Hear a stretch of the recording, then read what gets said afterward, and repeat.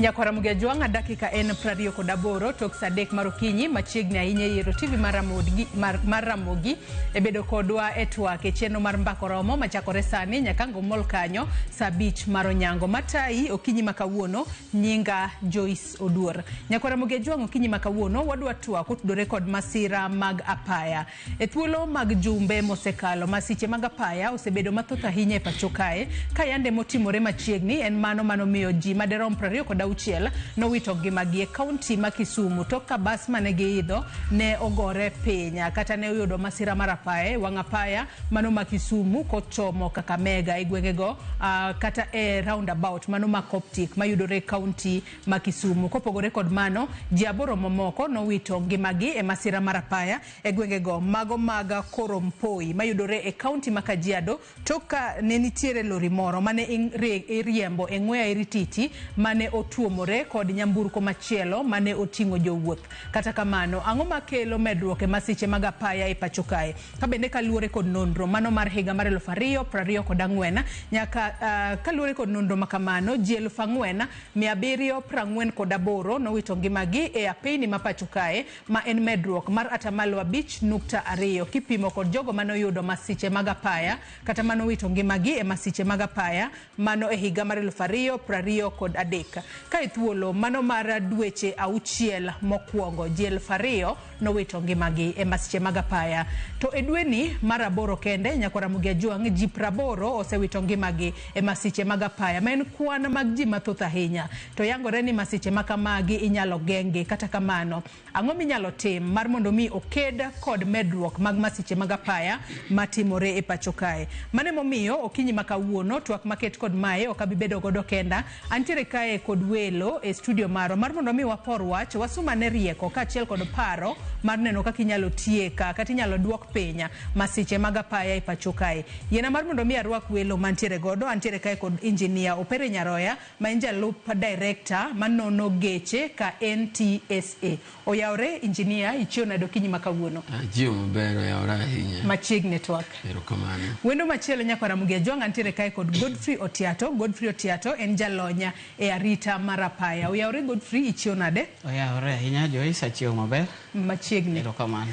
Nyakora Mugejwanga mana kaka iseneno mage welo ma oriwore kodwa e studio achiel kachiel. In bende bed thuolo mar bedo kodwa e twak ichwalonwa ote paro penjo moramora kokale namba mar ote machuok 23 Facebook ibiro yudowa achiel kachiel Ramogi TV X @Ramogi TV. Kan bende nyalo tudri koda e Facebook page mara ibiro yuda Joyce Oduor, mbui mara mar X ibiro yuda @Joyce Oduor _ na chak kodi Godfrey Otiato. In kaka jalony e arita mar apaya adira ka wang'iyo kata dweni mar 8 kende kwan ji mathoth ahinya osewito ngimagi. Kwa nyalo wacho ni ji mang'eny mano wito ngimagi ahinya ene masira ma yando timore e kaunti ma Kisumu. Kama nyalo wacho ni ji 21 nowito ngimagi kanyo e kinde mane masira makamano timore. Joma moko no wito ngimagi kaluore kod hinyruok mane giyudo e kinde mane giyudo thieth e od thieth maduong' mar Jaramogi Oginga Odinga e kaunti ma Kisumu.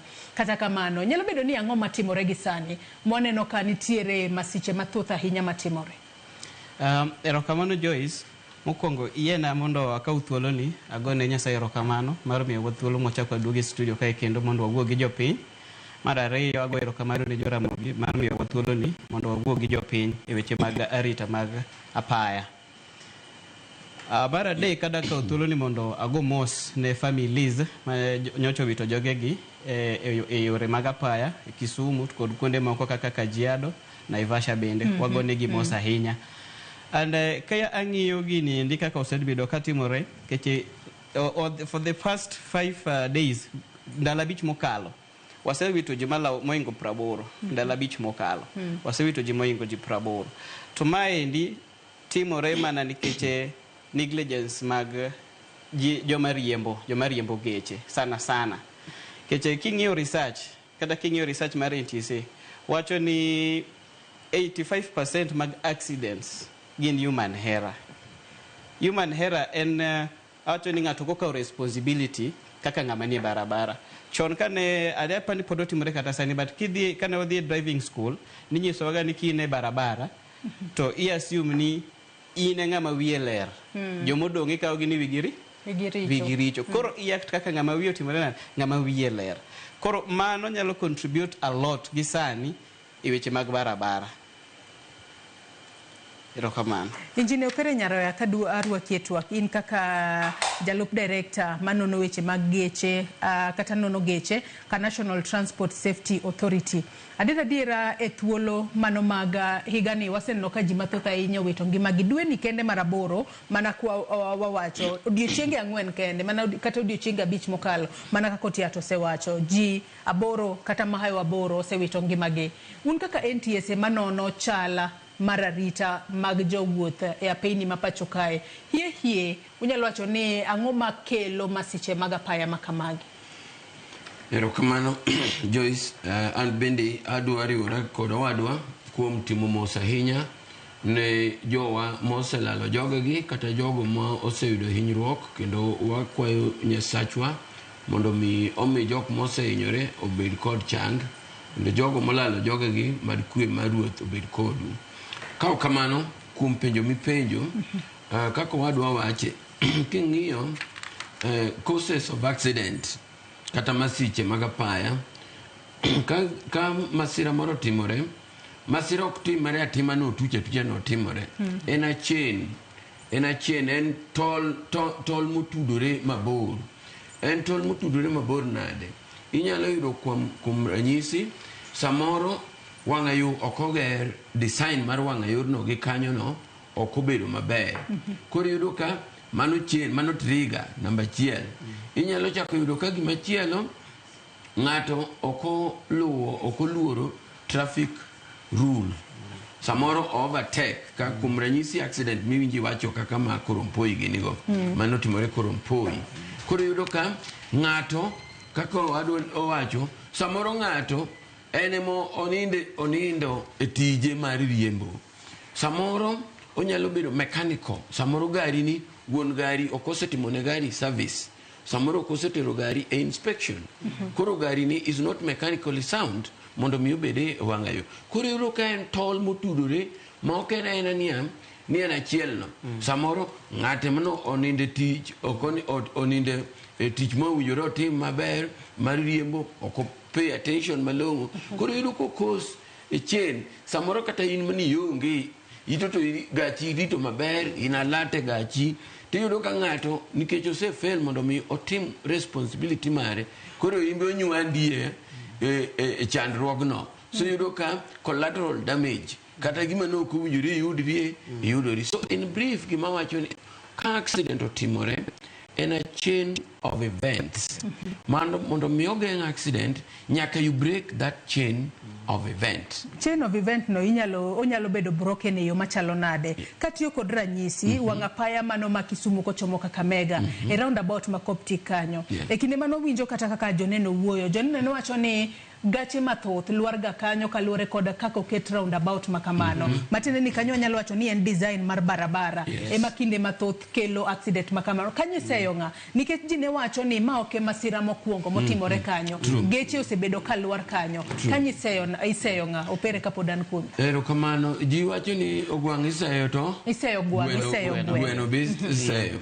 So adieri nitiere accidents maseche moko biro due to design, road design. Kuom ranyisi kata kaka miwacho no kawane Salga, inyalo neno kane wan gi accidents masichini mang'eny to kane odhi okel barrier mopogo wang'ayore ni tiro kama dhi koni gi madhi kucha opogi, koro kaka girom onge. At least there was a perpendicular reduction in accidents. Kisumu bende kata kiwinjo gima winjo wacho audit osetim kendo be pod itimo sani, my colleagues bende nitiere kuro matin ni ing'iyo ni mostly design as a big contribution nikech ang'o en slope odhi piny to nitiere roundabout. Koro ing'iyo ni to is the embankment, is the elevation right, nikech any roundabout nyaka bed gi elevation ma prevent toppling over kagari negotiate a corner mondo mi balance gik mwelo on centripetal and centrifugal forces. Forces madwa tero gari yoko gimaduoge iye, they must be, the road design must be in such a way ma forces gi balance makata kanga to negotiate corner to oko olokre kucha kata oduoga ng'owa yeku, but it balances makoro ng'ato nyalo negotiate corner. So the design of that road is being relooked at, and our counterparts, it is a multi-agency team. Utiyo gi jomage kiwacho ni en multi-agencies. Gin jomage masechemo kutiyo godo mar neno ni ung'iyo design mar ndara. Mano wan gi Kenha, wan gi Kura, wan gi Kera, kech magi road agencies, but of course roads moko bende nitiere which are under KWS. Mano bende in case an accident happens, mago ing'iyo which road, mano en road mar under which agency, or is it a county road? So in this case, there is a multi-agency, consists of NTSA, National Police Service, Kenha, and all that, county, all those agencies are looking at the redesign of that roundabout. Yeah. Oteta neno ka iyieri ahinya koda gigo ma engineer Opere Nyaroyo wacho. In bende kaduoki etwa. Kadira wanyalo wacho ni design mano mar ndara, mano mar Kisumu kochomo Kakamega osebedo kakela jema, kendo nitiere masiche mathoth ahinya mag apaya mosebedo katimore kono. Kata bedo ni Opere Nyaroya osewacho ni nyaka sani koro nitiere migepe mopogore mobiro kanyakla mar nono kaka inyalo losi ndarano mar mondo mi oduok piny masiche mag apaya. To ng'ani nyalo bedo ni ang'o matimore, nyalo bedo ni derepe matiyo gi apaya go masiche moko masira makama yudo pok ging'eyo ni kanyo siche moko masira timore ga kose ang'o matimore hie king'iye kaka jalony arita mar apaya. Yes, erokamano. Nitiere a number of things ma onyaka wang'i kanyo. Seche ma kaka gari mano yudo accident, ne en gari mar school. Masa moro ok ong'iyo gi barabarano, kata maybe barabarano pok otiyo godo mang'eny. To seche mo inyiso ga kidhire private koni, private departments or private sector, jo wegi geche nyiso ga drivers ni kapok iwuok itimo analysis or itimo research. Ing'iyo ni hotspots gin ga kanyi. To ibedo gi mani maindi ni kachopo Coptic kanya en ga hotspot, en ga black spot en black spot. Oningo bena riembe speed maromo nade. Ka chopo Mayumayu, oningo ang'eni kanyo en black spot, oningo bena riembe speed mane. Koro en jukumu mar driver kata supervisor mar driver mondo kaw responsibility mar timo research or analysis before the journey. Mamano yudo ka most of drivers ok timre nade, ok tim, especially school bus drivers. There was a time when also program mar school bus road safety drivers nena program mane wadwa roll out country mzima mane wa engage NTSA. To magi gin gik mane oningo beni watimore nade wa discuss gi drivers gi. Keche nwadwa yudo kantiere failure moro, principal nyisi ni chakro ndik driver no osekaw 6 years poko timne poko dhi any refresher course. Imagine en driver osekaw 6 years poko timo refresher course. Refresher course kabeto winjo beni timo bang' thuolo maromo nang'o? After 3 months oningo beni ng'ato a driver oningo beni dhi a refresher course. Kaka kibire private sectors kaka na wacho mokuongo, ibo yudo ka companies man gi geche maon geche gitero drivers gi in timo refresher courses after every 3 months, so that gibi ngeni oningo beni gibede well equipped gi traffic rules, road safety, anything, vehicle maintenance, inspections, gibedo godo ewigi. Koro mano mano ne nyalo cause gima kamano. Mar ariyo, ada way wache kaka gari bedo designed, kanyo ben gimoro moningo beni nyaka koro wang'i as a country. And this is something moningo beni owuoye gi vehicle manufacturers kata vehicle fabricators. Kineno garicha kaka nolwar ma Kisumu chande, kineno kaka baricha nolwar, bino kaka nobanore. Koro oweyi gi paro ni penjori to notiyo gi chumbe mage e gere. Nikech macha gari mating'o 33 people. Oningo beni tigere gi chumbe ma at least kata koyudo accident to ji nyalo konyore. Koro ka en gima nyaka government ng'i mana maber chuth ni to seche ma geche gi loso gi e industries kocha iloso gi chumbe mage. Yeah. Koro mano is a responsibility to the vehicle fabricators or vehicle manufacturers. Yes, that is 100% their responsibility. Na last time kana ntiere kana wacho gani masira mara paya en responsibility mar jite. Ochakore gi kama gari timuro nade ilose. Koya kanyo obiro ne driver. Kato biro ni wuod gari ng'ama ng'iyo gari ni. Koya kanyo biro ne driver. Kamano ne nyaka ne ng'ama ochunge bath barabara madwa mana cross barabara. That is your responsibility. Erokamano. Opere Nyaroya, kia ka wechego mago mag design mar gari kata gigo miloso godo gari bende un kaka NTSA ujano na inyi nyaka ka achiel kuom gigo maga neno ni jopiny kata jo Kenya oritore oritore e apini kata yo makare. To kwa ng'iyo wechego maga mano inspection mag geche kata wanyala inspection mar geche kata bedo ni wacho ni en percentage matin ahinya mano mar nyamburko mayudo siche moko masiche mag apaya wanyalo wacho ni percentage matin ahinya wanyalo wacho ni siche moko okelni siche moko ni obiro kalore ni gari makamano nokodhi inspection kata kamano e kinde ma unono geche makamagi benu ng'iyo gi mar neno ni siche moko kata chuma mo olos gi godo bedo mano makare ko bedo mano ma akena wach ni nyalo banjore piyo. Erokamano king'iyo wan gi gimoluongo ni National Road Safety Action Plan. Mano bedo launch dwe mar ang'wen higa mokadho gi president.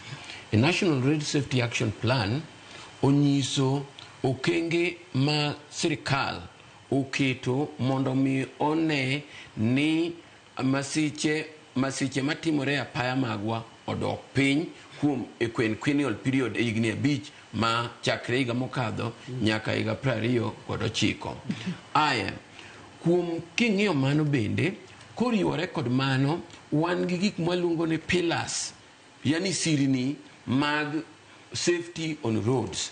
Achiel kuom gi wan gi gik mwaluongo ni safer roads. Safer roads emoting'o kanye emergencies matini jok maloso wang'ayore nyaka los wang'ayore mabecho ni nade wang'ayo nyalo bedo maber to king'iyo bath wang'ayo bugo mantiere lich makata ka gari okier mana matin waluongo ni it is unforgiving. Matin ni safer roads nyaka bedi ma forgiving matin kata ka ng'ikruok moro timore to severity kata inyruok dok piny. Matin ok obed bugo makata ka gari onyumore to kendo mane mamedo hinyo joma moko. Mano safer roads. It is a pillar in road safety. Aya nitiere pillar miluongo ni safer vehicles. Koro kaka an as engineer Pere Nyaroya kipenja ni what is my contribution on safety on roads? My contribution is to ensure safer vehicles because I'm in charge head of vehicle inspection. So my contribution and ng'iyo niya vessels maringe wang'ayore wagi how safe are they? Inspection is to ensure nyaka nyisni gechegi gibecho mechanically and environmental matinio okagigola iro moma bende lich. So e penjo mopenjo no ni design of vehicles ni man bende nyaka ng'i adieri mano is very right. Bank accident notimore to Lela around 2013-2014 sirikal no kelo no biro gi standards mwaluongo ni KS 372. Inyalo google ng'ama winja inyalo timo ne googling KS matin Kenya standard Kenya Bureau of Standards samaloso standards through multi-agency groups biro tiloso standard nikech nofweny niya geche kaka buses public service vehicles especially buses nigero thurwa ka mane onge any guidance. Koro ka gari nolwar kata bedo accident moro mana matin tiyudo ka the body shear ong'injore obanore ma debe ni no gere gi standard maber tinya yudo ka ngima jomoko obedo protected. Omiyo from May 21st 2017 Lefario kod apar gabiro from May 21st standard miluongo ni KS 372 came into effect. Standard ni enemo guide kakigero public service buses Kenya ka nobedo revised 2019 masani motiyo gilo ni KS 372 2019. Koro enemo guide ni gari kigero to nyaka ng'i ni chuma mane mitiyogo welding type mani mitiyogo masani itiyo gi gimiluongo ni automotive steel ere pogruok ne gi steels mamoko pogruok ne niya en onyalo absorb stresses makata ka gari olwar to ok otimruok nade ok ng'injre kata banre kamano mano koro sani on answering him adieri from 2017 watiyo gi automotive steel the building of buses aya kati bed geche mag sikul bed buses makawaida king'iyo kata mna seats the width of the seats from that time chon inyalo finyi inyalo di to sani it specifies standard the minimum width of a seat and 40 centimeter leg rest o specify 660 mondo mikikidiri ahinya kata ng'ama bor to be ni okdi ahinya makilor timanyo mana ng'ama ruai aya oketo kata gimiluongo ni priority seats ibiro neno geche moko nitiere seats madongo kaka makata ka the elderly kata jok mayach gin gi priority seats yes seat belts ibiro kawan gi 3-point seat belts inya seats mabud driver seats ma are open nigi 3-point kikawo geche mwaluongo ni matatu gi mabiro koseger waluongo ni monocoque nitiere sani requirement nyaka iket gi mwaluongo ni anti-roll bar nitiere chuma moro miketo chien gi chuma moro iketo tok driver embe in automotive steel it is called anti-roll bar or anti-roll cage nikech ang'o mondo kata ka gari ni olwar to koro kik body timruok nade finy banre mondo tiek ji gari manotimore ajali manotimore Kisumu gari cha noko get in accordance to that standard nikech ang'o nogere kapok standard ni came into effect gari cha nogere around 2009 to standard came into effect in 2017 NTSA notimone inspection yes it was inspected but noko gere in accordance to that standard came into effect in 2017 to gari ni nogere 209 koro ing'eni ok inyal apply standard backwards no koro mane kama pogruok nitie man oger not in accordance to that standard man the standard came way like 10 years nearly 10 years kagari cha nosetimruok nade noseger but from 2017 buses magero Kenya ka igero in accordance to the standard makata kolwar to severity of the pain kagin matatu jo geche biro wacho ni sani kitero matatu ma chakre 2023 kaen van tidwa kiti matatu nyaki ket anti-roll bar nyaki yud certification kore kinyalo keto gachine wang'ayo ntie gimida medo tieto amdado mana penjo ni to okay waseyudo ni kaka gari mano yudo accident nene gari mane okaw 2009 to the law ma senior wacho ni came into effect 2019 to be unyalo bedo gi program moro ma unyalo golo gechego e barabara so that kik gimed cause accidents nikech osenge ni they are unroadworthy vehicles in android wanyalo cho is unsafe they're unsafe they're unsafe koro ere kaka inyal gol gi e barabara mondo kik ochak oyud accidents mang'eny ka ginene gikos tho erokamano nikech ng'ene chiko okitigo kadhi chien but nikech ka koro watiyo gi ngima the standard envisages requires mamano we have already started implementing phase wise and we are going to intensify it wadhi kete ni nitiere geche adieri manoger ka ok luwore gi standard ni koro magi tikonyo nang'o nikech adieri gidil gi ngima mag ji wan gi mwaluongo ni revalidation kata waluongo ni geche gi koro wa encourage wuonegi ni gari ni kata kubiro to wako ni gachi ni to koro winjuri tere kum bodybuilder mondo miyongi gimiluongo ni structural integrity nikech nigere chona dieri gari kata ka nigero wawuondre ne 2010 kum ranyisi mano higa paga beach ka en gari maringo change osebedi kata in bang' higa par ichuni ni nyaka ikaw passport manyien Kenya ka nikech ang'o morphologically facial wise isebedo gi change bang' higa par isebedo gi lokruok mopogore emomiyo kata sirikal dwaro nyaka ikaw passport manyien koro ka en gari moseringo kata higa par ga beach to ringo pelo okinyi godiochieng' do ging'e ni lokruok osebedi. So what we are doing e yo machiek ni wakono wuon gechego ka geche mosebedo kamano kaber duoke mondo iger body manyien. Samoro chassis pod ngima dhi loke timnwa odhi ocheke mondo lek ong'i kan pod waluongo ni gimiloni gi ascertain structural integrity. Nikech bang' higa 15 kata 10 mano gari ma osetiyo oseneno siku mang'eny. Koro ka gimo advice ma bende chik no wadhi kete en process mondo mi okete ni demand ni geche machalo kamano oduokgi mondo losnegi body manyien in accordance now to the safety standards which are there. Otiato ka aduokie tuwa kapok wadhi yueyo mokwongo kiny makawuono. Bende nitiere chike mago mag ritruok e apaya ma seche moko kama piny Kenya ochopeni ma pinje maoko tiyo godo ma piny Kenya ber ka somo rieko makamago mar mondo mi wating' malo ritruok magwa e apeyni ma pacho kae waduoka ne piny masiche mag apaya. Yes, Joyce, agoyo erokamano kendo.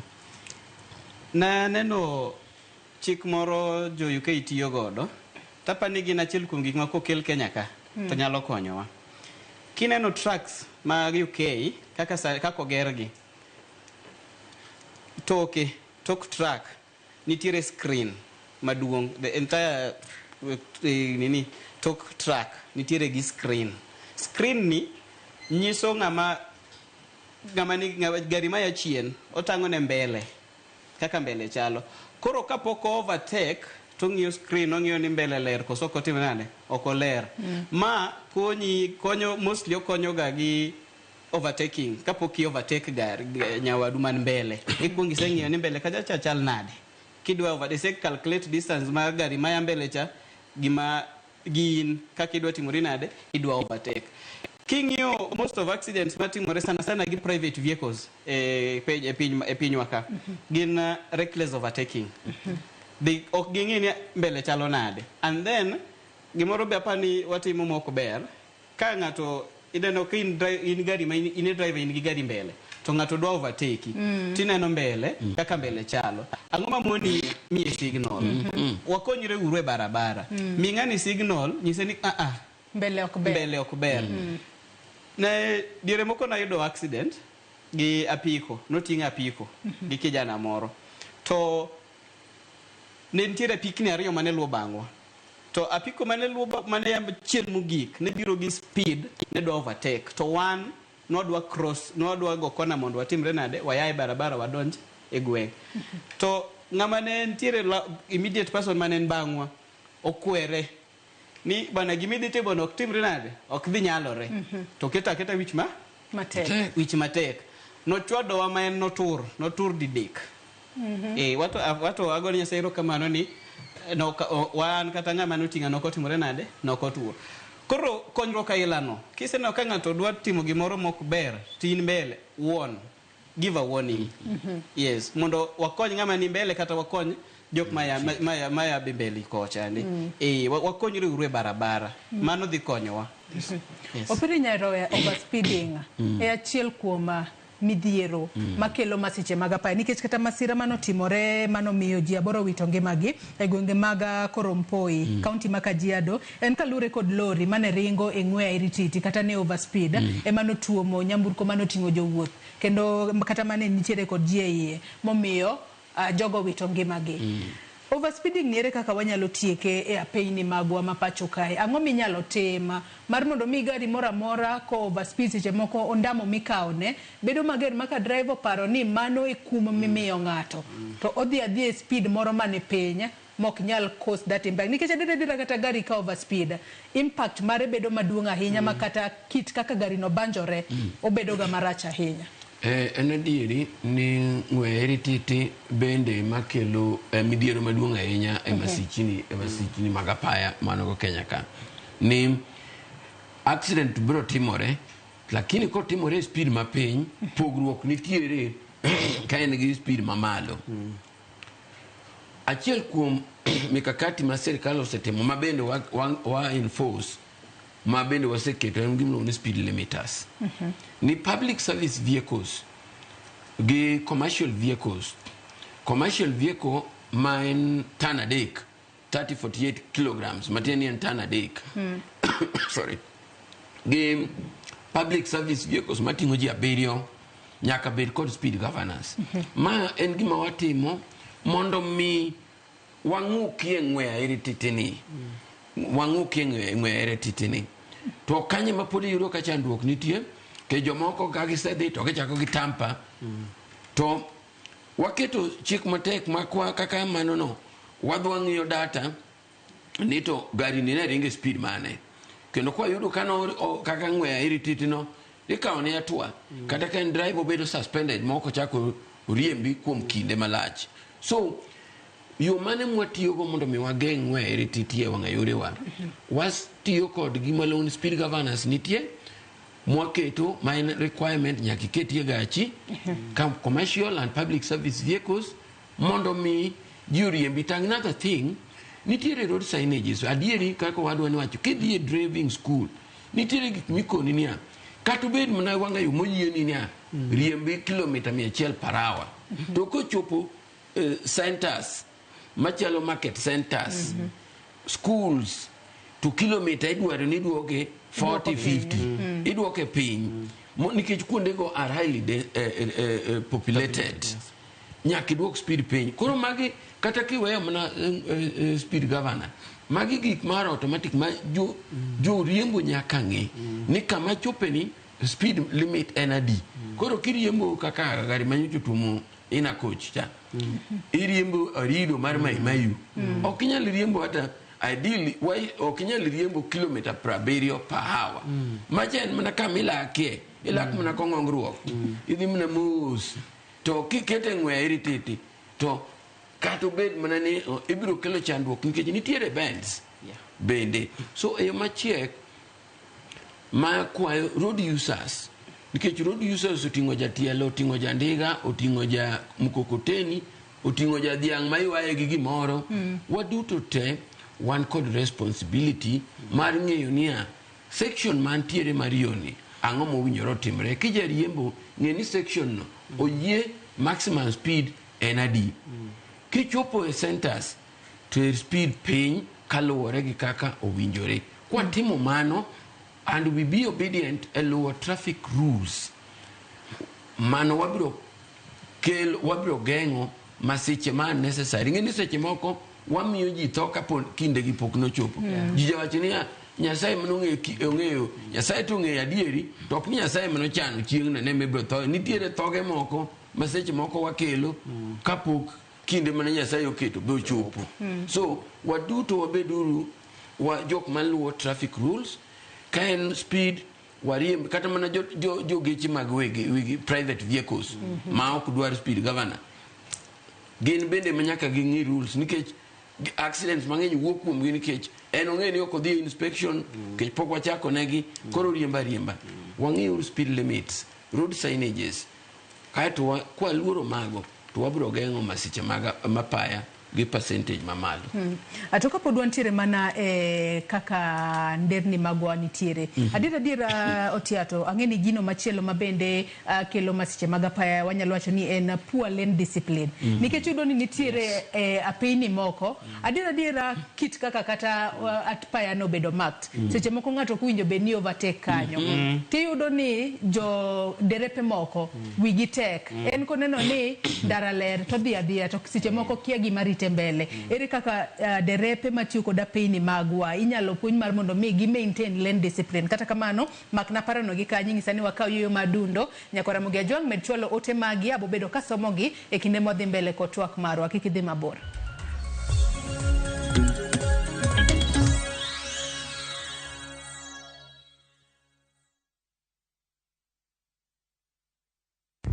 Saa zingine mambo kupata bila plan. Gas ndio imeisha, landlord akuache upumue, mtoto ni mgonjwa na bado ni mid-month. Usijibox kwa noma. Piga *531# and sort your emergencies with my Mobi Civil Servant Loan. Iwe usiku au mchana. Kama wewe ni civil servant, sasa uko sorted. Dial *531# and get up to 20,000 shillings and pay from your next payslip. No paperwork, no guarantors, no drama. Ni wewe tu na simu yako. Register now and see your limit in seconds. Build for Kenyan civil servant. My Mobi, iko sorted.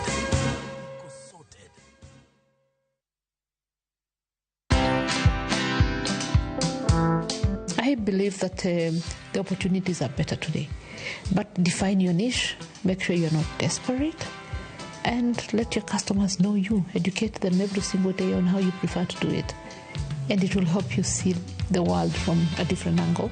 It will help you see your business, which is fashion, from even somebody who engages with fashion at the point of wearing a dress and nothing else, and they'll tell you what they think. Watch this story and more. Download the Citizen Digital app or visit www.citizendigital.com and find the Citizen Originals portal. Kenya's #1 app, Citizen Digital.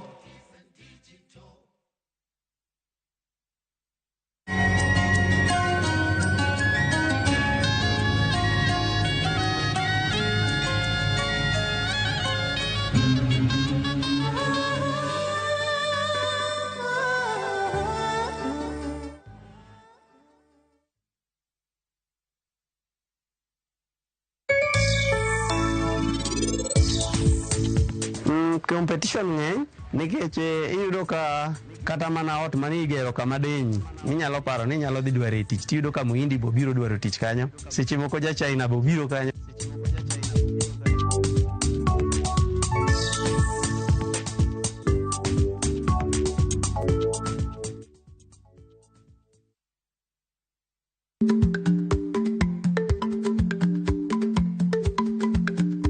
Ich lach nonego okal tako.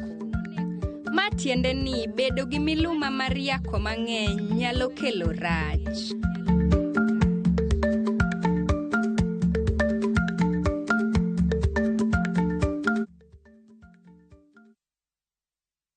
Pamela totinya joyala nyore mu bebi om kabudho. Dola Kabari, Woda Dhiambo. Mama na iluongo na Dhiambo, nyar pedo kalwodo. Koro adongo kadana. Baba na gi mama na ne jo pogre kawatimo. Chunja kwaya kendo jabenga mahumbe lach. Baba na ochako puonja thum 96. Ei gwenge masakwa bondo, wagoyo mbaka kod Dola Kabari, mayaunwa chunye ei wuodhe mar thum kod familia mare. Gimomi ana chak ni band ni orchestra super haki. Nikech nadai haki na, to noriemba kadai haki na. Ng'e jothumbewa, tich abich ni kochakore saa 2 okinyi, kasto wanwe ngeso saa 5 okinyi, ei Ramogi TV gi Solomon Atito Kafaya. Kabari anadhero nikechero minatino. The August school holidays are the perfect time to unwind, relax, and enjoy Kenya's stunning coast with View Travel's getaways. Stay in Mombasa on a full board basis from just 28,750 Kenya shillings via SGR or 44,350 Kenya shillings when flying. Escape to Malindi Watamu from 35,000 Kenya shillings via SGR or 45,000 Kenya shillings by flight. Bask in the Diani Ocean Breeze from 66,300 Kenya shillings via SGR or 49,300 Kenya shillings by flight. All packages are per person sharing and are inclusive of return hotel transfers. Book now and pay in installments with View Travel's Lipa Pole Pole option. Call 0703-254-254 or visit viewtravel.com. View Travel. Dream. Explore. Discover.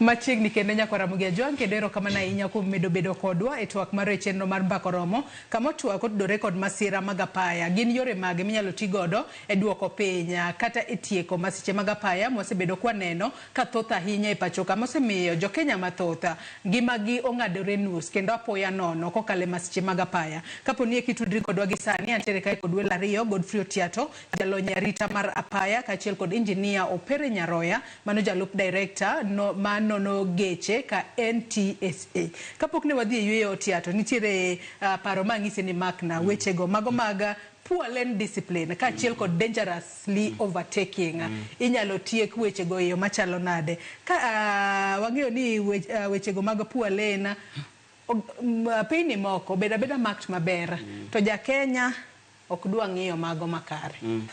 Erokamano Joyce. Waluonge ni Mr. Yellow Line. It is a must for every driver outside there. And a must. Mane momiyo bedo marked.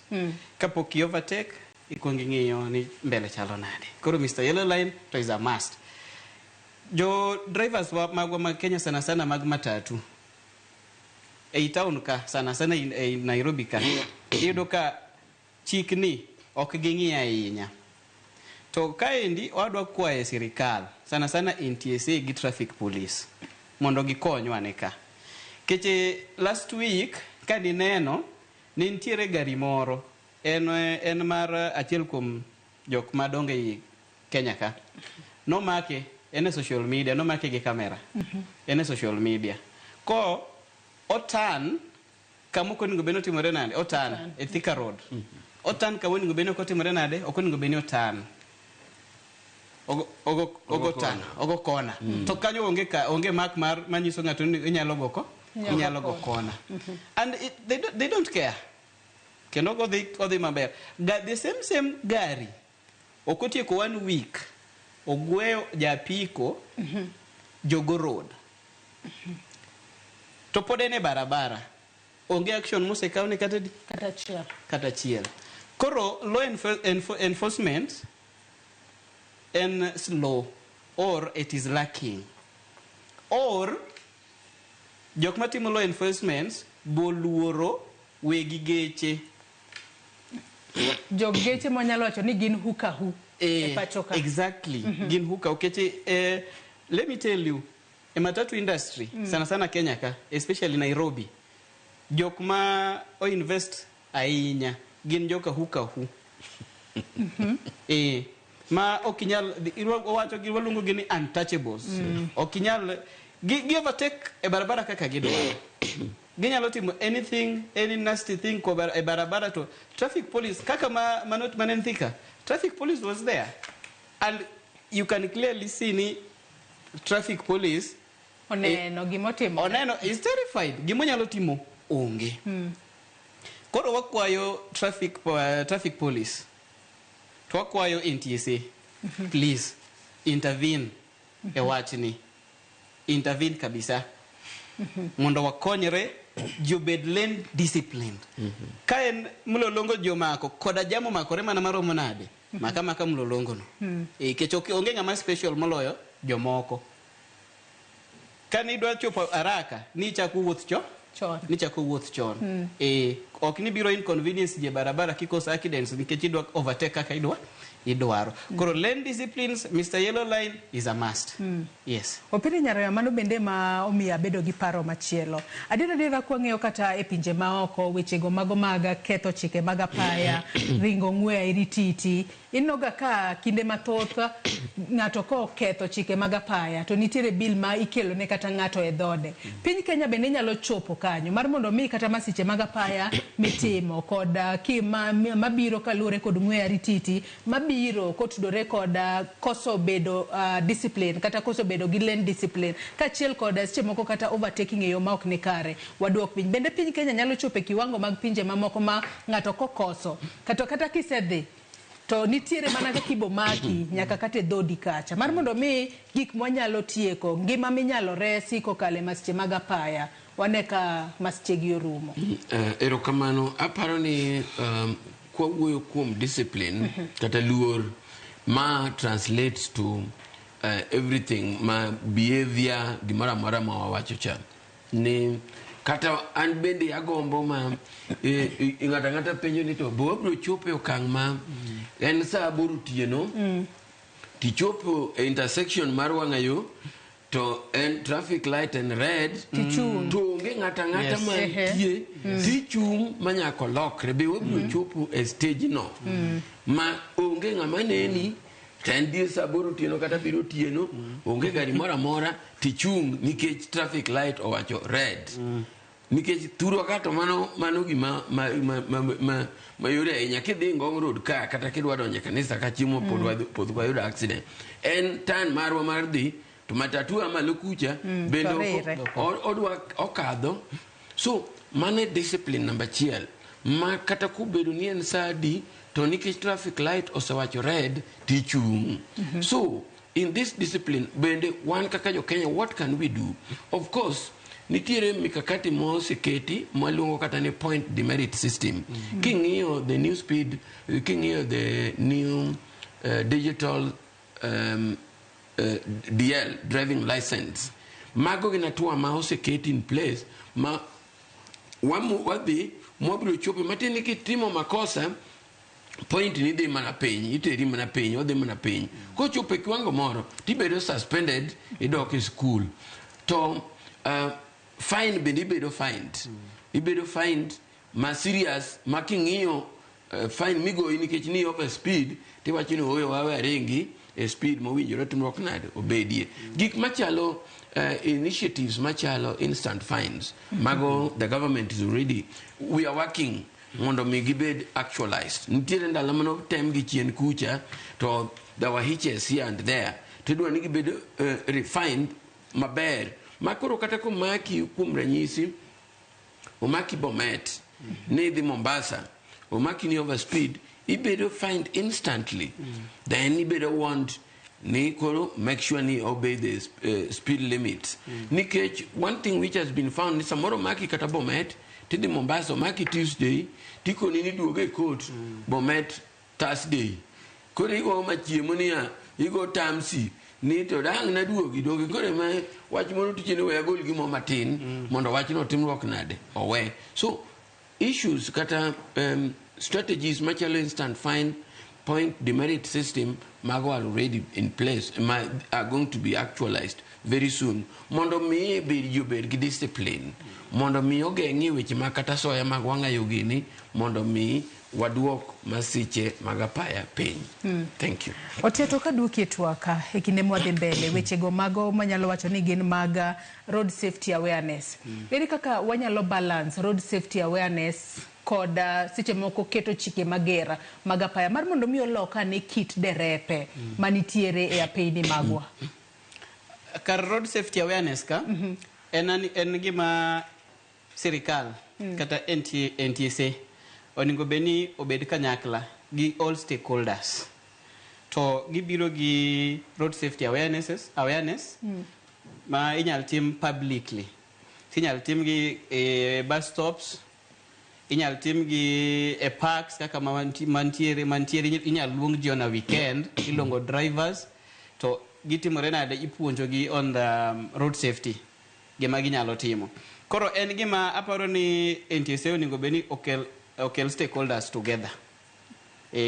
Both private sectors, the government should come together. Okay, give wanyalo weyo ne joint kende, kata give wanyalo weyo ne traffic police kende. En gima nyaka wan kaka the private sector, wan bende nyaka wabi kanyakla wariwre kodgi mondo watim. To kwa timo ma tibo yudo ni gima kata ngato no oningo beni ng'eyo to kopuonje kata koparne to nyise ni gima kama oningo beni timo kama to kata kene barabara to nyalo paro gichana yudo no puonja go ni time kama koro oningo beni ati gik moko kaka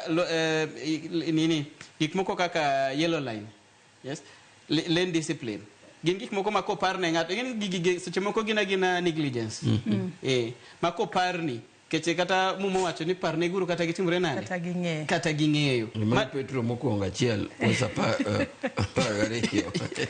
yes koro ko parni tiyudo ka in kode mind ni sate to ko we mi nindo kata mana 6 months poko parni godo yot mondo mi gino timore nade o affect e barabara kaito nitiere gik moko kaka health issues mag driver nyaka gin gik makanyaka wawuoe keche samoro yudo ka health condition mar driver okoyiene mondo timre nade oriembi tiyudo ka ng'ani nitiere behind the wheels yot mondo timre nade okos masira e wang'ayo gik moko kaka stress. Gani stress joka Martin, but most of accidents timore mana nikech stress. Ngato paro kaka ne life ubedo frustrated, kata ngato paro kaka manager mare no frustrated, kata kaka supervisor mare no frustrated. Okelo paro opare yango, okelo opare barabara ka. Gin gik mako ogeng tedo ka wadi reduce the number of accidents matimore e Kenya ka. Mara dik issue of distraction driving. Iriembo simo yuak. Isema kusimu. And I always say ni kanga turiembo. Okoni go beni makosim. Kata ne na gent maro monade. Koni go beni ko chunya kimake, then go off the road. Chungari. Imakango, imaksim. Tok ni ine gari. Ina no ka gin town kai. Ene gari. Toti murerani.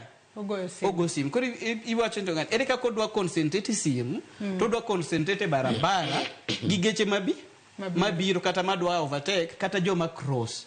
Ere ka kodwa odwa multitask all this tene barabara. Dong jomoko wacho ga ni chemoko gi connect bluetooth e simbe e gari kanyo koro nyalo wuoya. Moko keto kata simu e ite kama. Fine. Ibro connect. Koro watim kama. Imako simu. Gi bluetooth. Isicha kuwuoyo conversation. To news ngama gamogo ni simu no nyisi ni inge gima timore. Iwito mama u. Tell me nika ngano poko mi shock. Dongo se mi shock. Shock sego ikani. Shock sego ima yot mondo mi because accident ne ngama luo bangi. Kata ka ne ngato dwa cross barabara to no ningo beni slow down. Ingeni pachok dhi biro ni ngato ne cross barabara. Ipo mana ni seti murinade. Isegwe. Koro kato bedo mana ni gi connect bluetooth. Ni ido makusimu gi bluetooth iwuoye gari. Anto I don't agree with it. Yes. Koro distractive driving gin gik moko maka wapunjo drivers to biyudo ka nigi bro reduce the number of accidents matimore e piny ka. Weche go mago maga diny maga piny bende moko kuom gigo ma opere nyaroya nyaka sani osebed kiwacho ni masiche moko timore kalure ni king'iyo kata ndara makamano moko diny makata kaka nyamburko kalre nyalo bedo matek ahinya mano to winjo bene inone yo machalo nango mar mondo mi gik minyalo ogeng otim mar mondo mi accidents odok piny. Thank you. Kapo kaduoko penyo no yie monda amed gimoro kuom enforcement ma wadwa wacho ma okwayo NTSA gi National Police Service mondo ensure ni okonyo. Adieri mano is very critical and not only gi National Police Service even other stakeholders. And adieri magi ma watimo we are engaging a lot gi kata matatu owners last year we carry out even clinic during the customer service week and even gikata sani mago gik mwatimo kendo anyalo encourage kata jowa kata bed mana circles mag jo boda kata circles mag jo matatu kata bed Kisumu bed Siaya bed Migori bed Homa Bay one regional offices walk to our regional offices you can ask unyalo kaka ujo sako kudwa no timnu sensitization mondo mi ubio timnu e puonj ne drivers so timne gi refresher joge wabiro timo malongo to kata kudwaro ni gechi umane sako uno otimnu clinic we can organize kata on a weekend titero gechi ugo to inspectors ngiyo our inspectors I will generally gladly tell them ni chingma kama wa organize kata kaen sabato jok mok dhi sabato kata kaen jumapili jok mok dhi jo jumapili to kel geche go mondo ng'ini gi free clinic mana kaka timo medical camp cha mondo wakoni gachini taya ni orumo gima kama rach kata kapok ikelo gachini inspection they lost gini so akwayo joturwa mondo wakaw opportunities gi wakaw advantages gi mondo mi gino bed one regional office Kisumu one regional office Kisii though one gi plans ni to extend also to Homa Bay gimi gori mondo be wabedi gi offices kuondego mondo mi joge wabeyud services closer. On issues, Koromano, those are things we are doing jointly, and I would like to appeal to Joge Wabendo advantages. Mondo mi wambe wa youth services go. Free clinics, to the circles, jo boda boda, mondo bi yud sensitization, seche moko bi wabiro kata gi reflectors, helmets, mondo mi bendi bedo distributed, mondo wan bende we enjoy those benefits as we also protect the lives of our people. Now, on the issue of infrastructure, narrow roads. Adwa ni make gi kanyo. Okay. Make on infrastructure narrow roads no. Adwa dhi achiel kachiel e county ma Homa Bay. Watudre ko jafombo marwa Alia Beach ka entiere county ma Homa Bay. Oyawre Alia Beach ka entiere county ma Homa Bay. Wang'e ni romo mano mar loch gwenge dhi mbele county ma Homa Bay. Kinyalo mana nyiso ani odiochieng' ma kawuono tang'o matimore kuro e kinde ma tend loch gwenge duto 47 ochokore e county ma Homa Bay romo margi ma higani abich. Erokamano Joyce, odiochieng' ma kawuono en odiochieng' mar ariyo mar romo mar loch mar kor gwenge dhi nyime e lap tuke e skul sekondar ma Homa Bay kandi bang' ka ne oyaw ayanga kod jatend piny Kenya William Ruto odiochieng' manyoro, kendo odiochieng' ma kawuono ogai mar ODM Raila Odinga ema biro bedo wendo modhiale e romo ma kawuono, kendo biro golo twak mare kaluwore kod okenge ma loch mar kor gwenge osegoyo nyaka ne chake sama koro ingo higni 9 ka iloso romo mar loch mar kor gwenge. Mopore kod mano Sharon, Joyce ni ogai mar ODM Raila Odinga biro donjo ka gimoro saa 8 mobiro golo twak mare gigo ko moneno onego bende timo mar medo bero telo mar loch mar kor gwenge ka gi sani gima dhi nyime en nitiere rombe mopogore opogore madhi nyime tents mopogore mang'iyo weche mag dongruok ma county government kata loch mar kor gwenge onego bende chwalo mar konyo bero ngima jopiny kaachiel kod moko kuom chandruoge kata midhiero moko ma jopiny osebiro kaneno e loch mar kor gwenge nyaka ne chake ka nitie twak madhi nyime opogore ma idhiro kod sirikande ma county kaachiel kod riwruoge moko mag piny owacho kod mag piny owacho ma ochokore kendo dhi nyime kod twak mopogore machalo twak e weche mag sekta mar thieth, twak mamulo weche mag pur kod pith, mano ero mamulo lokruok mar kor lwasi kaachiel kod migepe mopogore ma ahinya to sirikande mag county osebiro ka kedogo mar neno ni jopiny oyudo ber kaluwore kod loch mar kor gwenge ma osebiro ka dhi nyime pacho kaendi. Bende mopogore kod mano governors mopogore bende otelo chenro ma kamano ka gigolo twak margi ka ginyiso moko kuom gigo eko ma counties magi osebiro ka timo mar konyo e bero ngima jopiny. Joyce, bende ma en thuolo ma counties mopogore keto e lela gigo eko mag dongruok kata chenro mag dongruok mopogore magitimo, kendo nitie booths maromo 47 mag tend loch kor gwenge kata county governments 47 ka riwruoge mag ji giwegi bende oketo gigo eko magitimo e sectors mopogore magi sebiro ka gijolo go tend counties mondo mi chenro mag dongruok odhi nyime e yo mowinjore. Gisani an kod moko kuom jogo eko manitie sectors kata riwruoge moko mag piny owacho ma bende oketo gigo eko magitimo e kor gwenge ahinya to mago eko matiyo e county ma Homa Bay kandi manyiso moko kuom gigo eko magitimo ka gitiyo machiegni kod sirikand county mar konyo e bero ngima jopiny e county ma Homa Bay kandi. Kabiro chako kodi in achiel kuom jogo eko masani koro oketo kuondegi ma ginyiso gigo magitimo. Riwruok mar Yanang'oto, riwruok mar kor gwenge masani kodhi nyime, romo masani kodhi nyime niendi bende no ka onyalo konyo nyagole mar neno ni jopiny oyudo ber kaluwore kod loch mar kor gwenge. Erokamano Ali, nyinga en Mary Ochieng', awuok e migawo mok mar piny owacho mar Child Fund. Child Fund tiyo e counties 26 kuom 47 kendo e romo ma kawuono ni wan gi mor nikech wantiere kod jowa ma watiyo godo e kuonde mopogore opogore. Wantiere gi buthwa ma wanyiso e gigo ma watimo e counties wago eko kaluwore kod bero ngima mar nyithindo e yore mag yudo chiemo, e yore mag promoting dongo mar nyithindo, e yore mopogore opogore kod arita mar nyithindo. Odiochieng' mar ariyo kawuono kaka Child Fund wariwore kod riwruoge mamoko e Lake Region Economic Block mondo wabed kod side event ma wadhi poro e weche mathoth kaluwore kod gigo ma watimo e yore mar nurturing care for ECD. Wantiere kod Governor marwa mochung'nwa kaka jakom mar LREB, Governor Professor Nyong'o ema dhi telonwa e budhono endo, kendo waluwore kode kod jomoko mopogore opogore mogwel maluwore gi yore ma watiyo. Wantiere gi riwruoge mopogore opogore bende kaka riwruok mar CRS, riwruok mar ADS, riwruok mar I Choose Investing in Children and Their Societies, riwruok mar KMET to kod mamoko. Kanyo wadhi poro weche mang'eny kaluwore gi okenge mwasegoyo e weche mag dongruok mag nyithindo matindo kaka watiyo gi sirikende mag piny owacho mondo mi ok med keto resources e ECD. Kendo welo ji duto e tent number 11. Wacho Mary kapok awedhe wacho ni utiyo chini counties moingo 20 marom 26 to kako ng'iyo weche ma nyithindo chenro mar somo mar ECD kata chenro mar somo mar nyithindo matindo en gino eno mantie lwet county governments bende anao ka sirikande ma counties mutiye keto misingi makare kata keto mise makare maneno ne jopuonjre mag ECD obedo kod lwasi makare king'iyo classrooms magisome kod gigo eko manyalo giyud dongruok makare kinde magidhi nyime kod chenro mag somo nikech osebedo nitiere skunde mathoth kata counties mathoth mapok oketo maino e bero classrooms mag jopuonjre mag ECD counties magi.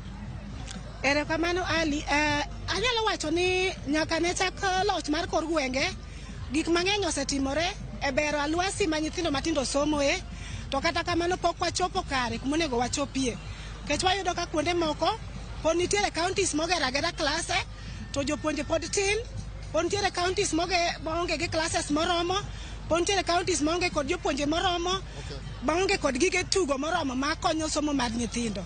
But wago erokamano ne counties nikech nitiere dongruok, nitie atua mwasegoyo e yore mopogore opogore kata kamano pod wantie gi thuolo mar medo timo mang'eny. Erokamano ahinya. Bende ka endi Joyce ka kod achiel kuom jogo eko makelo ratiro mag oganda e kaunti ma Homa Bay kane ma bende gin achiel kuom jogo eko makoro riwore kod sirikande mag kaunti ka ging'iyo okenge ma sirikande mag kaunti osegoyo e jiwo dongruok ne jopiny kaachiel kod ne chenro mag dongruok ochop makare ne jopiny e kauntis mopogore. Jafeth Ojeji en achiel kuom jogo mosebedo ka kelo ratiro mag oganda bende no ka sirikande mag kaunti oseketo lwasi makare mar neno ni ratiro mar jopiny obedo makare to gin migawo mane ma un go mar neno ni dongruok makare ochopo ne jopiny maonge mibadhi kaka ne waneno ka jatend piny Kenya no loso e wach mibadhi ma okoni thiro dongruok e sirikande mag kaunti. Ano alia wamor mar chopo kae to kapok aduoko penjo gi daher mar kone jopiny to molo jo oganda jo Homa Bay kata oganda e piny mangima ni thororo mar loch gwenge montiego devolution conference montiego en gima teno kod japiny. En thororo mare en ni wabed gi pok makare wariw oganda e weche mek dongruok to kendo ng'iyo ni to dongruok dhi kod ratich dhano ma en equity, inclusiveness kod social justice. Koro mae odiochieng' mokwongo ma nyasi aina ni oteno wechege kod dhano. Ng'eni nyasi mosebedo kokalo mek devolution conference osebedo ka wuoye mana weche madongo, weche mek manyonge to kosebedo koteno weche mek dhano, weche mek devolution. Koro gisani wadwa ng'iyo ni to ere kaka dhano osebedo kinywando pache e weche mek dongruok to ere kaka wadwa ng'iyo ni to be dhano iketo gi kamoro monego bed ni gibede kaluwore gi ratechgi. To kwang'iyo sani king'iyo thoro mek weche manyoro nen weche mek mibadhi to ineno ka iwacho imiyo okenge moko kaka chiel monego kaka onego gore kod mibadhi to watemo wacho ni mibadhi ok nyal gorigo kapok inywako jopiny e weche mek dongruok. Nyaka wanywak jopiny e weche mek dongruok eka japiny bede yie kaka onyalo gore gi mibadhi. To waneno ka iwacho ni sani waket counties mondo tim gigege e yo moro ma ayanga mondo japiny oneni kare ebe nitie iye kanyo ero. Erokamano ahinya Joyce. Mano ne moko kuom jogo eko masani koro onywako e romo masani ko dhi nyime alap tuke ma skul sekondar ma Homa Bay kaendi ka sani endi chenro mopogore opogore dhi nyime ka ng'iyo gigo eko ma sirikande mag kaunti nyalo timo mar konyo e bero ngima jopiny ka warito twak ma ibiro gol kod ogai mar ODM Raila Odinga ma biro golo twak mare ayanga saa 8 modiochieng' kawuono e odiochieng' mar ariyo mar loch mar kor gwenge masani ko dhi nyime romo mar loch mar kor gwenge ma dhi nyime Homa Bay ka odiochieng' makiny en ni romo ma kama ibiro loro ayanga kod jalup jatend piny Kenya Kithure Kindiki ma biro golo twak mare ka oloro go ayanga romo ma kama ndi mosebedo ka dhi nyime chakre wuok tich juma nindi kendo oseketo kaunti ma Homa Bay obedo madich mokalo kendo anyalo wacho ni chenro mag ohala yore mag wuoth kaachiel kod mamoko sani koro bedo makare kendo jo ohala sani koro bonjo mokalo kod welo mathoth ma sani koro kelo mwandu ma gitiyo godo kendo jo ohala mor mokalo nikech welo mathoth ma koro miyo gi mwandu e kinde mar romo ma kama dhi nyime Joyce. Nya Alia Beach ka intiere county ma Homa Bay med mana bedo wang'o e county ma Homa Bay kono e kinde mar romo mar lot gwenge dhi mbele county ma Homa Bay kendo abo bedo ka warito gi siso mar winjo gino ma jatend ODM Raila Odinga bro bedo ka wacho kar saa 8 mar odiochieng' e kinde ma bedo koyuoro e romo makamano. Nyakwara Mugia Jwang'a chenro makamano kuku kaachiel kod tiende ibo bedo kiyudo e weche manyien na duto mag odiochieng' ma kawuono. Yiena mar mondo mi akaw yoyo madundo kaduogo to waduoge tielo mogik e twak marwa ote magi bende abo bedo kasomo kik idhi mabor.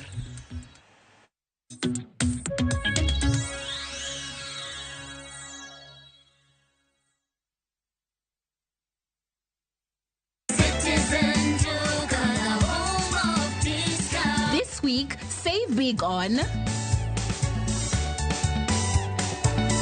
New offers drop every week. Shop now on www.citizenduca.com or on the View Sasa app. Citizen Duca, the home of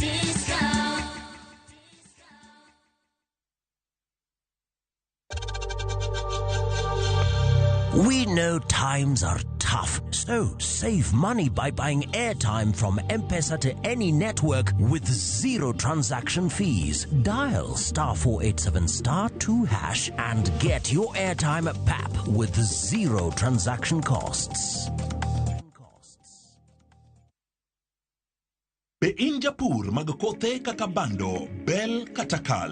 Isebedo kiyudo lal machiegni gi nus mar chambi nikech kute kaka thuth kata mong'ere kaka osama. Kute matucho cham kata osama osebedo dhola makoch ne keyo magi. Ere tiende gimed ketho chambi. Kan chambi maber mondo igeng' kute. Tigi Scanner Super ma inarita makare mar geng'o kute e idechi. Orito chambi kuom thuolo malach mokalo. Tikod rapim mar 50 grams kende kuom gunia mar 90 kilograms Scanner Super. Kinga kamili kwa nafaka. A product of Osho Chemical Limited.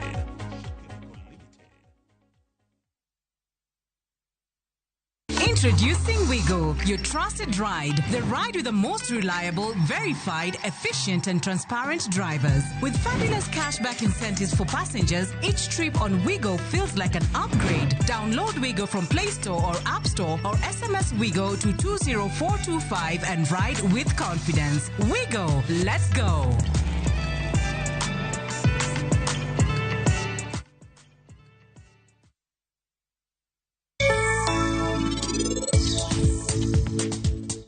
Mano nyako matimbe ne richo.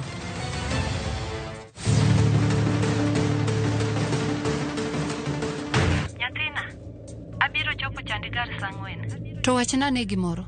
Ang'o momiyo niti timore koda kama? Kanjo, ino kidwa tiyo, maso kawuono ok iwinj bire tich. Nitie pressure mang'eny kae to jatelo iye wang'. Wacho ni kaponi ino kidwa tich kae to kara onge wang'. En ang'o momiyo idwa nyiewo tigo mar keny? Dong chieng' manu timo arus, in nimiyo jaodi tigo. Kose tigo mare mar keny nokethre.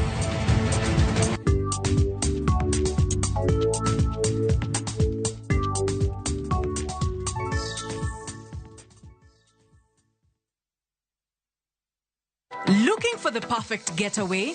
View Travel brings you the ultimate self-drive and staycation experiences across Kenya. Escape to Naivasha, Nakuru, Nanyuki, Kisumu, Mombasa, or Nairobi for a refreshing break. Drive at your own pace or fly in hassle-free. Whether it's lakeside retreat, city escape, or coastal adventure, the choice is yours. Perfect for families, couples, and friends to relax, bond, and unwind. Book now. Visit viewtravel.com, call or WhatsApp 0703 254 254. View Travel. Dream, explore, discover.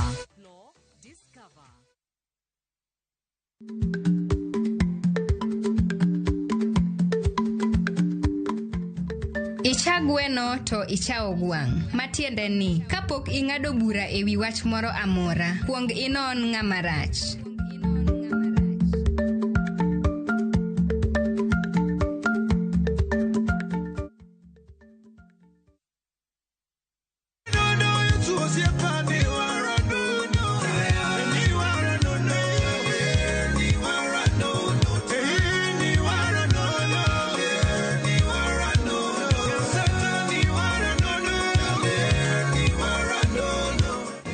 Unaweza kupata wimbo wangu wa Niwala Nono kama skiza chini yako.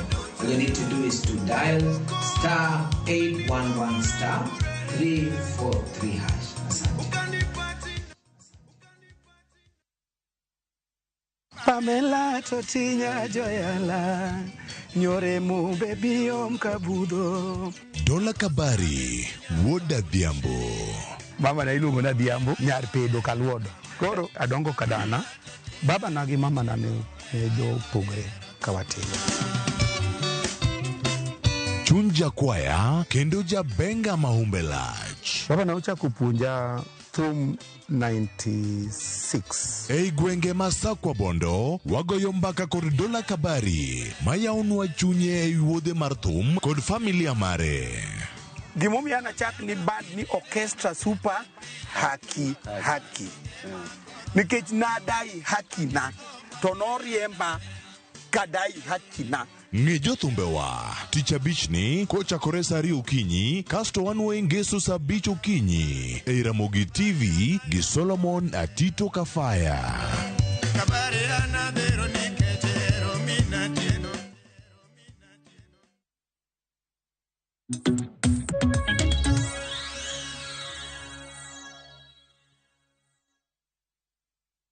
Machiegni kendo nyakora Ramogi Ajwang' e tielo mogik e twak marwa e chenro mar mbako romo masira mag apaya ere kaka inyalo ked kata duok piny kata tiek chuth masiche mag apaya e pachoka. Injinia kapok na wadhi e kaunti ma Homa Bay nitiere paro mang'ise ne make mano kutudore kod wechego mag infrastructure kata apeyni moko masiche moko diny ahinya mwantiere gode e pachokae. Erokamano, en adieri ni king'iyo nderni machon mane e pinywa ka ne gidiny sana.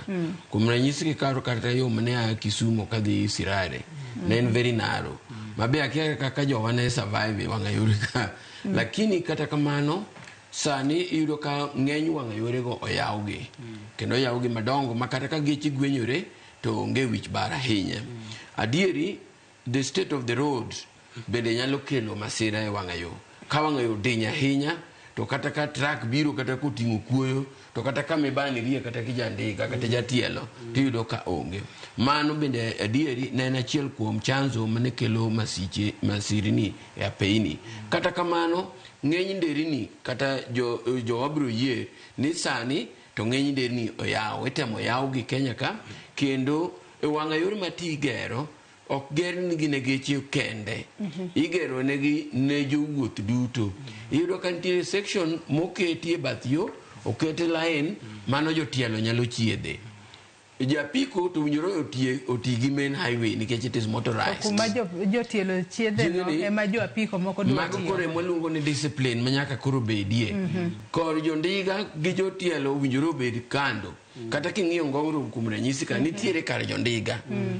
Kar jotielo to ang'eyo ni nitiere chandruok ni kanye mabe japiko bende biro riore e bath yo kama oketino ema jo matatu moko bende chako ng'ade. Koro adieri narrow roads kata infrastructure yore mane tindo sani koro iyawgi kendo koro igero yore ok ne mitokni kende tigero ne ji duto ne jotielo japiko jondigni duto gi jo mitokni bende. Gima nyalo kwayo ni mondo wabed disciplined mondo ng'ato ka ng'ato ochung lane ne oringe line de mondo mi kik wabed kod wich bar. Kendo mano bende en kwayo machielo kich wang'a yore gi bedo marked mondo koro ng'ato ka ng'ato ng'e kama line de nitie. Ang'eyo ni nitiere yore moko mano be seche moko ichayo jo sirkal ni wang'a yo ger yes to onge demarcation moketi onge line moketi mago to bedo raised and being kantie kama kamano we still should maintain discipline mokoro no kadha balabal kan ng'ado yo ng'ad yo kama winjore ng'ad go wang'a yo. Erokamano. Adwa nasoma ne moko kuom ote manyakora Ramogi Ajwang' chwalo no kinyi makawuono kokalo yore waduto te mag tudruok ote makamago wasomo gi achiel kachiel mar mondo mi wawinjane ni to nyakora Ramogi Ajwang' wacho nang'o kamora mora magintiere. Ote mokwongo kanyo mano mar Akong'o Santos Tobit wacho kanyo ni an Mombasa awinjo utaneno maler lakini NTSA during exams imiyo gi asoya mondo gikal drivers. Ong'isa ka ni penja drivers ka be chuno overtaking. Keeping distance is also a problem to Kenyan drivers. Odeka wacho ni live from Kanyamkago village ndara makoptik no must be redesigned. Once kaenda Ramogi TV ndara sharp kasto denya. Aya. Samuel Origa bende wacho ni an Samson Okal Origa wuod Kano Ugwe School an gima nyalo wacho ni dereva mekwa moko onge experience. Iyudo ni kaka buses make school ng'ato dhi kawo watne maonge kata lonya mondo riemb gari. Injila Lazaro Kanyambok bende ng'isa kae ni nyisna jaduong' Opere Janyaroya ni ji penjre ahinya gima ne the late Honorable Michuki otimo mopogore ma streamline madness mane nitiere matatu sector mane otamo Moi regime kabisa. In fact, sani madness go oduogo in full swing a sector mar boda. Jogo nyalo timo anything they wish e ndara. Ginyalo tuomo nyathi matho and get away with it. Ginyalo riembo wrong side of the road kendo giwango gari kotuomogi. Nitiere big laps e traffic law koda dinde maricho matimo sacrifice gi remb ji e ndara. Mano is the truth. Mano Injinia Lazaro Kanyambok mar Kariobangi Jamaguye Kanyada East. Mago mana moko kuom ote manyako Ramogi Ajwang' chwalo ka ote machielo iwacho ka ni Ramogi roundabout okwanya golo nikech careless driving. Joriembo orang signs mag ndara. Roundabout is there forever. Mago mana moko kuoma ote manyako Ramogi Ajwang' chwalo no wako kale yoro duto te mag tudruok. Nitiere seyo ma osegodo jenti se Nyaroya kapok adhi tiato wach mar kayo soya enyenyate kinde ma ji koro bire driving test ma koro seche moko ng'ato orem nikech ang'ene driving test kacha ng'ato ka dhi nitiere moko ma itimo theory matindo moko itimo practical to ng'ato rem to nitiere mana soya matin ma lweto gwenyore lwedo kosegwenyore to mana pass to kiny driving license nitie. Ing'e ni mokwongo wan pod wan e bo wang' chieng' ka. Ka pod wan e bo wang' chieng' mano nyiso ni richo pod nitie. Koro ka richo pod nitie ok da wach ni mano onge bende ok da yie ni bende nitie. I may not deny, neither can I accept. But ang'eyo ni nikech pod wan e bo wang' chieng' nikech richo pod nitie duto nyalore. To gin tama nyaka bedi e chuoro ng'ur ma ok chiegi mago are cases manyalo bedi but gima watemo kwayo jopiny ni wan be wabed honest kata kapo ni nitie gima kamano ng'ato dwa kwayo to seche moko ing'eni bende kata gima ichiwo ni ng'ato ok samoro ok chuni ni nyaka igol kata ka ng'ato kwaye you are at liberty mar tamruok koro mane miwinjo wang'o wacho ni idwa seyo ja NTSA to will ng'ate temeno gole ng'ama gole ne to dak bede e dak cham koro wawinjire watiu kanyakla mondo kata ka imbirem to yeye kawe gi ng'wono idoge sikul mondo kiki item harakisha ni mondo mikadhi ting'eyo ni adieri poke chiek poke korori moromo so e yo machiek mawacho ni ang'eyo ni mago gik manyalo bede nikech pod wan e piny mar richo to watiuru kanyakla mondo in bende yiere koto kirem to yeye ni rem idogi e tiegruok kendo mondo mi kik iket ng'ato leaders not into temptation Lord's Prayer ching'eyo kik iterwa tem to golwa ng'owa ireswa e kethruok kata richo koro imbe kik iket ng'ate temruok ni gimoro nitiere ka donge nyalo timo gimoro mondo wane kaka ineno in bende ng'i watiuru kanyakla mondo ng'ato ka ng'ato otim gima owinjore otim erokamano mano kata mane driving test kende kata mane wang'ayo mane wawacho cha omaki ne kosa to mondo miyie ikaw sikino mar kosa nino tineno ni wane kaka wanyalo loso e tok gari ka mano nyaka wati kanyakla wabro chayo ni samoro wachayo polis watayo jaji NTSA to imbe wiwil ni to inde mani gole koro watiuru kanyakla mondo mi wageng gik makama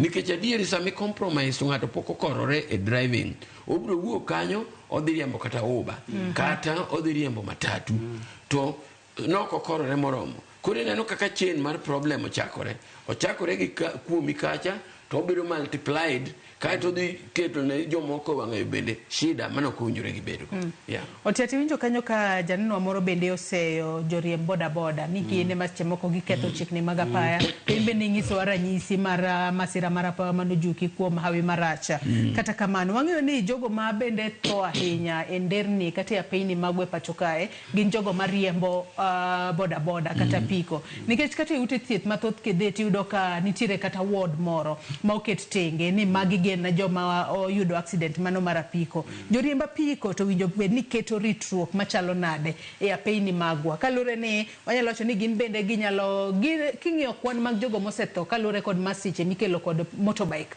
kata pikipiki bende githoth ahinya. Erokamano Joyce. Wacho jo apiko, jo bodaboda to dwaro wuoyo motegno. Keti en gimoro ma onego bed ni sirikal to koro chunga motegno kabisa.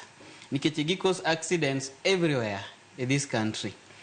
To the biggest contributor mar apikni, yes, an economic relief to ne sana jok man low income kaka jogweng or maybe jogweng.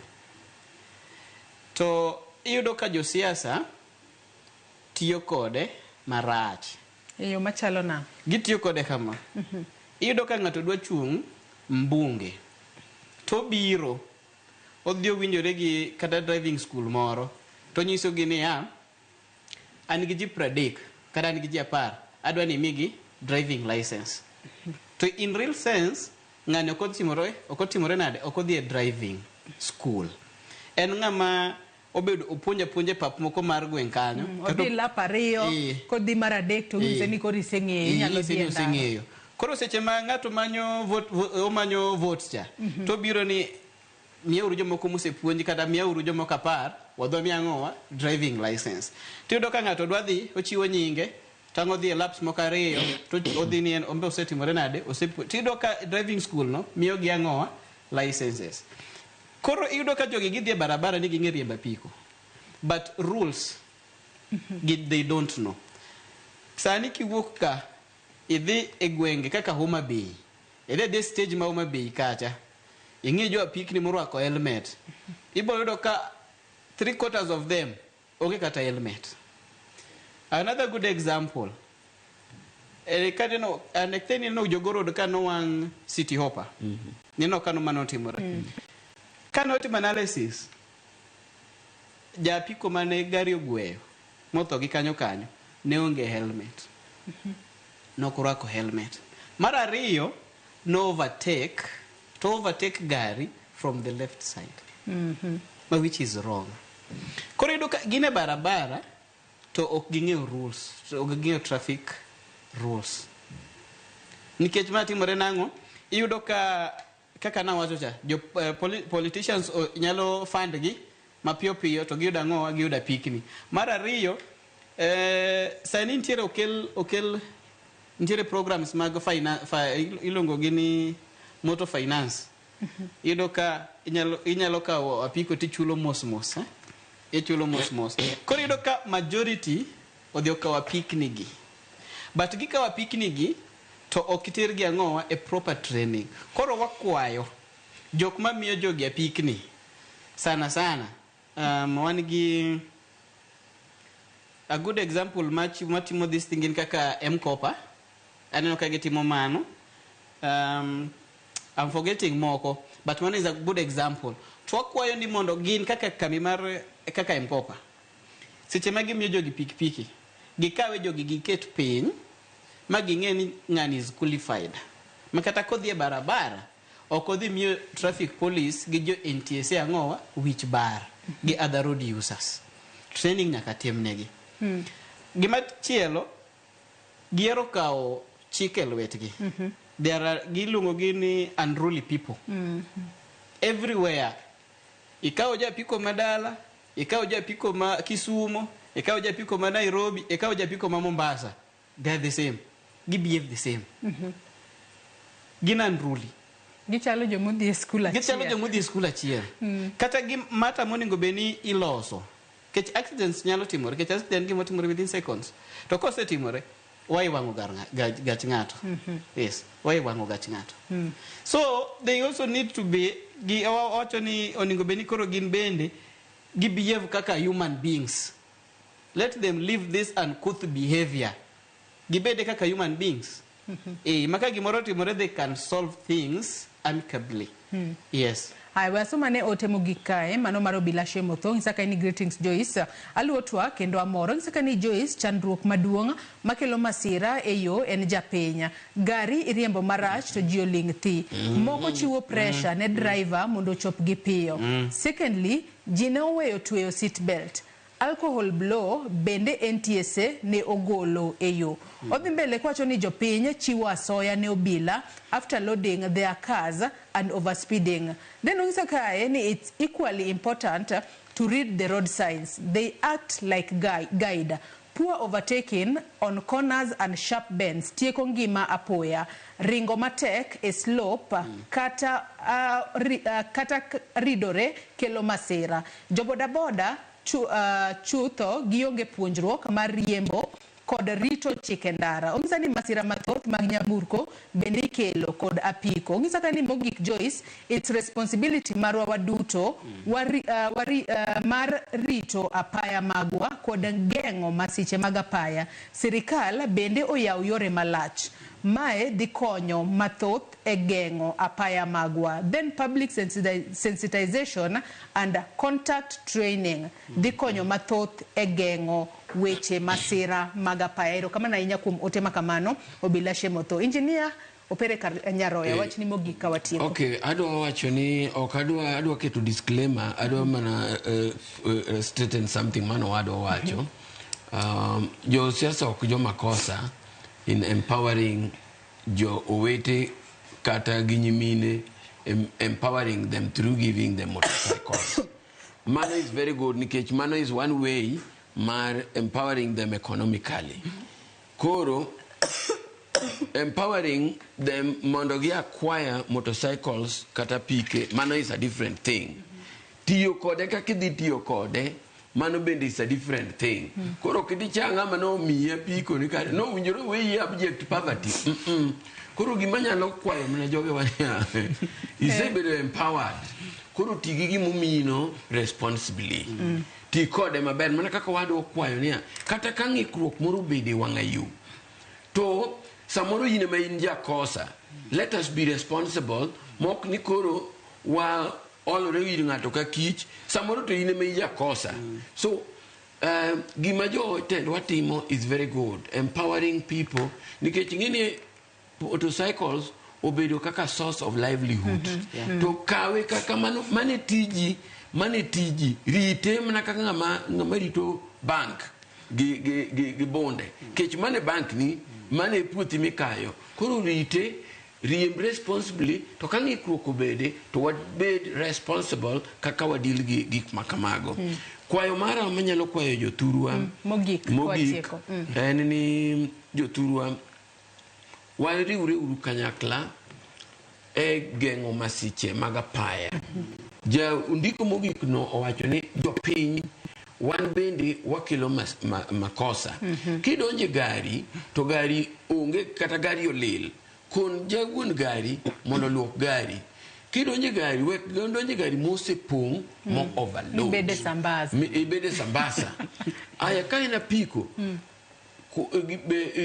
kik be overload ya piko no bed gi reflector rwak reflector kata ng'iew reflector ni by ting maki piko tirwako ki jetiyo ga piko kata bed gi helmet ni wan kichibro luon ni macholil bed gi reflector ni kata gi helmet diwa iting maki dhirimbo idhi ka piko titingo wawek overload waobey traffic signs wawe kwayo yini mikaso driver fire moto we kaso driver kan driver bede over speed go koko ni driver riembwa e speed mowinjore ok ni riembwa king'eyo ni okwantong mondo mi oteru ng'we kede so wabeduru wa join hands together mondo mi waduok masiche mag apaya chien. Alcohol ing'eyo ni court no come into it but mano pod ok geng'wa niya ka ng'ato driver kata omer kik yie mondo riembu gi driver momer.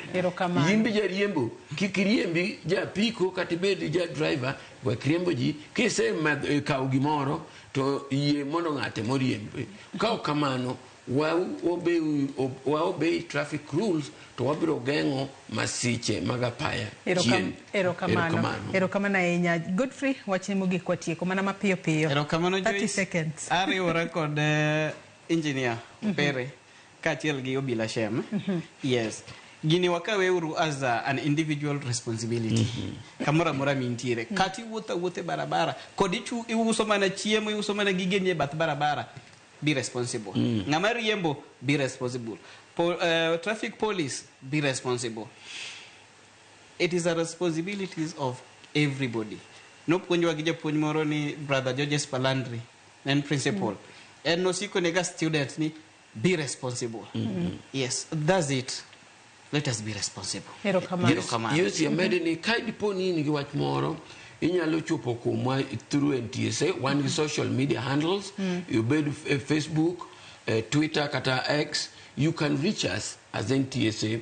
Kata inyalo report to our regional offices ka ingi chandruok moro madei kata paro moro maliu me paro ni wanyalo konyorego kanyakla waruaki mondo wati kanyakla. Adieri wapar negi uru kaka wadwa chano wacho kaka Biblos bendo wacho e Petro mokwongo achiel wesa par gariyo wacho ni wapar negi kata ging'eyo kamano wasiko paro negi ng'ato ka ng'ato wajiworego e ndaloni. Erokamano ahinya engineer Opere Nyaroya kaachiel kod en Godfrey Otiato kuom kawo thuolo mar okinyi ma kawuono ubi e twak. Ruth Nyathi Ochieng bende wacho ka en 200 ma obila kawe ndara ema nyayo ajali. Owinjo drivers odoge tiegruok to wach mit bilie bende giwerego bure to ngima oganda bro rumo e ndara. Luo twak kanu moja enako. Nyakwara Mugia Jwang, erokamano ahinya kuom bedo kodwa nyaka gisani machope giko mar twak mar chenro mar mbako romo. Elonyo wadwa Cleophas Oluoch mabende nono ni chenro ni obiro ni yo makare wakoyo ni mar mondo mi bed kod odiochieng' maber. Riti masani nyinga Joyce Oduor.